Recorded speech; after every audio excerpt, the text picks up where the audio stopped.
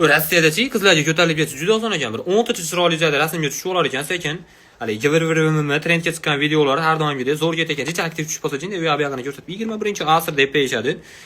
Keyin uni orqasidan shuni hojiga borib kelishadi. Hayronman nimaga kerak ekan bularga? Keyin eng qizig'i haligi Rossiyada yemagan hitlar tugab qolayotganda tirs bitta qo'shiq chiqarib qo'yishadi. Qizlar shunaqa ishonyapsizlar. Shuni bitta qo'shiq chiqarib qo'yadi. Shuni konsert, ertasi kuni konsert turibdi. Qo'shiqning matni ham, короче, 7tasini tarix 23-betda o'qib beryaptim deb olasizlar. Gabri, kimdir kelib qoladi. Qo'yvaring, muxlisim, chiqsin sahnaga, aytmoqchi men bilan. Aytasizmi? Ayting. Opa, men ta'sisidan pulni berasizmi? Ajoyib, aslida siz sahnada bo'lishingiz kerak. Loyiqsiz. Sahna birga aytamiz. Gabri, birgalikda. Ko'k Jiguli. Ajoyib.